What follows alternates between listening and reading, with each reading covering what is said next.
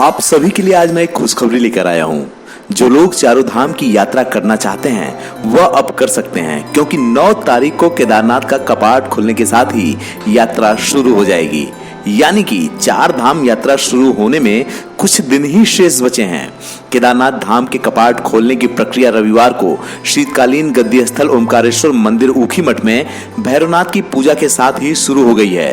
केदारनाथ धाम के कपाट 9 मई को खोले जाने हैं। यात्रा को लेकर लोगों में खासा उत्साह देखने को मिल रहा है। ओमकारेश्वर मंदिर में रविवार देर शाम भैरव पूजन के साथ विधिवत रूप से केदारनाथ यात्रा की प्रक्रिया शुरू हो गई। लोक मान्यताओं में भैरवनाथ को बाबा केदारनाथ का क्षेत्र रक्षक माना जाता है। भैरव पूजन के बाद भैरव केदारपुरी के लिए रवाना हो गए हैं। 6 मई को बैंड धुनों के बीच बाबा केदारनाथ की पंचमुखी चल विग्रह उत्सव डोली ऊखीमठ से केदारपुरी के लिए रवाना हो गई।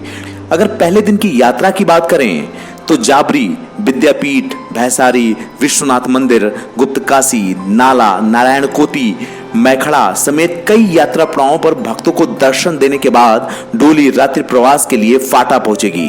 7 मई की बात करें तो डोली सिरसी, बढ़ासू, रामपुर, सीतापुर, सोनप्रयाग होते हुए गौरामाई मंदिर गौरीकुंड में रात्रि विश्राम करेगी। और 8 मई की बात करें तो डोली गौरीकुंड, जंगल चट्टी, भीमबली व लिंचोली होते हुए केदारपुरी पहुंचकर भंडार गृह में विराजमान होगी। 9 मई यानी कि अपने फाइनल दिन पर सुबह 5:35 पर धाम के कपाट खोल दिए जाएंगे। कभी केदारनाथ यात्रा का प्रमुख पड़ाव रहा गरुड़चट्टी अब फिर से आबाद होगा। केदारनाथ से गरुड़चट्टी तक 3.5 किलोमीटर लंबा और 4 मीटर चौड़ा मार्ग बनकर तैयार है। वर्ष 2013 में आई आपदा के बाद से यह चट्टी वीरान है। प्रधानमंत्री नरेंद्र मोदी ने भी 1985-86 में यहाँ एक गुफा में साधना की थी। अक्टूबर 2017 में केदारनाथ में पुनर्निर्माण कार्यों के शिलान्यास को पहुंचे प्रधानमंत्री ने भी इस चट्टी को आबाद की इच्छा जताई।